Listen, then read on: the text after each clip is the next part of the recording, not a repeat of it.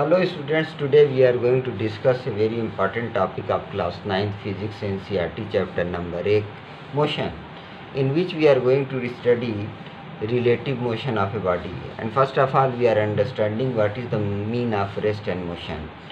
If position of a body does not change with respect to time, the body is said to be in rest. And if position of a body changes with respect to time, the body is said to be in motion.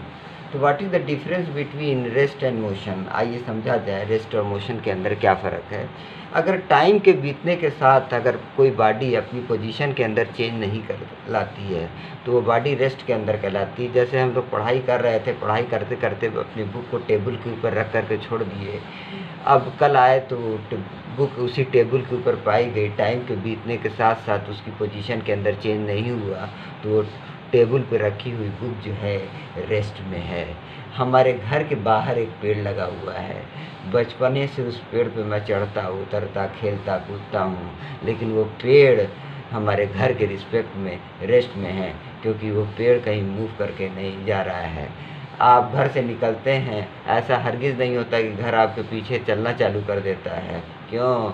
घर rest में है, क्योंकि जो भी body time के बीतने के साथ साथ अपनी पोजीशन को चेंज नहीं करती है जी, उस बॉडी को रेस्ट में कहते हैं। और जो बॉडी टाइम के बीतने के साथ साथ अपनी पोजीशन को चेंज कर लेती है उस बॉडी को हम लोग मोशन में कहते हैं। मोशन और रेस्ट रिलेटिव है, रिश्तेदार नहीं, रिलेटिव है। रिश्तेदार भी कह सकते हैं। एक बॉडी किसी दूसरे बॉडी की रिस्पेक्ट में रेस्ट में भी हो सकती है और किसी दूसरी बॉडी के रिस्पेक्ट में मोशन में भी हो सकती है।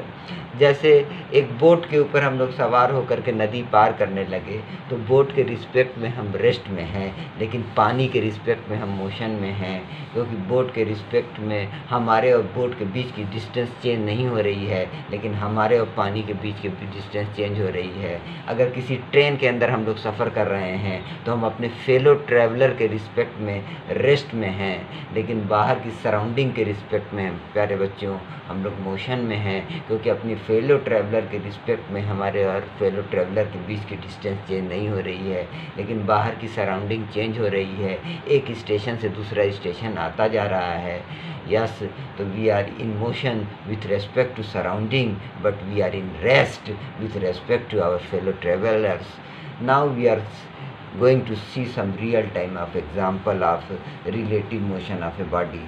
So in figure you see here there is a road on which there is two buses, bus A and bus B. The speed of bus A is 40 km per hour and the speed of bus B is 30 km per hour.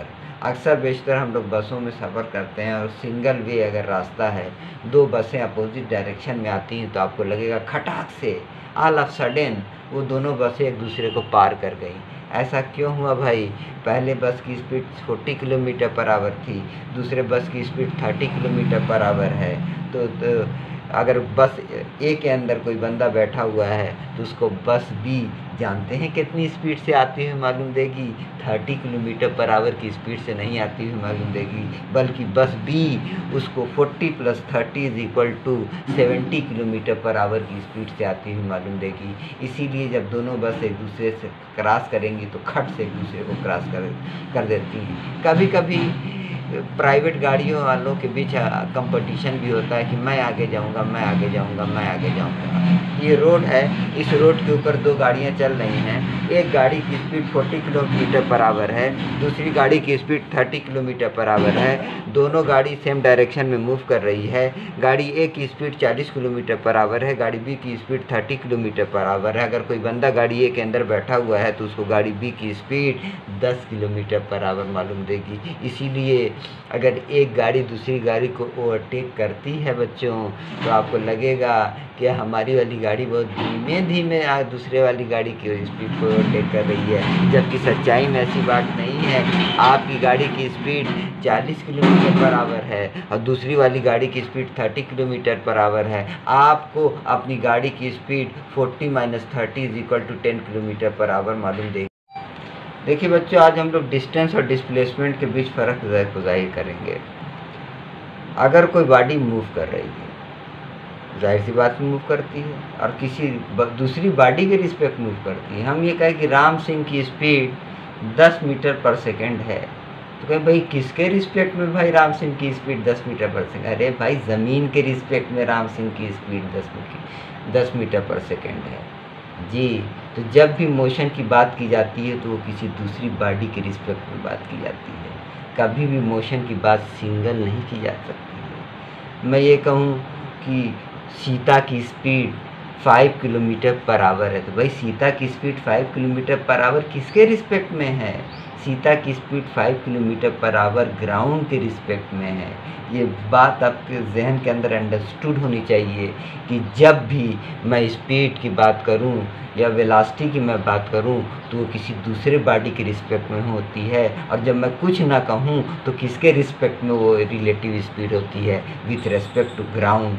अभी आगे इसको देखा जाएगा, लेकिन उसके पहले हम लोग डिस्टेंस और डिस्प्लेसमेंट के बीच फ़र्क को हम लोग क्लियर कर लेते हैं। The position of a moving object goes on changing with respect to the time. The length of the actual path covered by a body in time interval is called distance. जैसे ये देखिए आपके सामने मैंने यहाँ पर एक फिगर बना रखा है, एक राइट एंगल ट्रायंगल बना रखा है। राम ए से निकला, 3 किलोमीटर आगे गया, बी पे पहुँचा, बी पे पहुँचने के बाद 90 डिग्री का एंगल बनाते हुए आगे मुड़ गया, सी पे 4 किलोमीटर और गया। टोटल उसने कितना पाथ ट्रेवल किया? टोटल उसने पाथ ट्रेवल किया 3 + 4 = 7 किलोमीटर। ये टोटल पाथ लेंथ है, और यही टोटल पाथ लेंथ बच्चों डिस्टेंस कहलाती है। डिस्टेंस एक स्केलर क्वांटिटी है, और एसआई सिस्टम में इसकी यूनिट मीटर होती है। जबकि डिस्प्लेसमेंट क्या होता है? It is the minimum distance between final and initial position of a moving body is called displacement. बंदा कहाँ से चलना चालू किया? ए से। अब बंदा अब मौजूद कहाँ है? सी पे है। इनके बीच की मिनिमम डिस्टेंस कितनी है? 5 किलोमीटर। तो अब इसको डिस्टेंस नहीं कहा जाएगा। ए से लेकर के सी तक के बीच की मिनिमम डिस्टेंस 5 किलोमीटर है।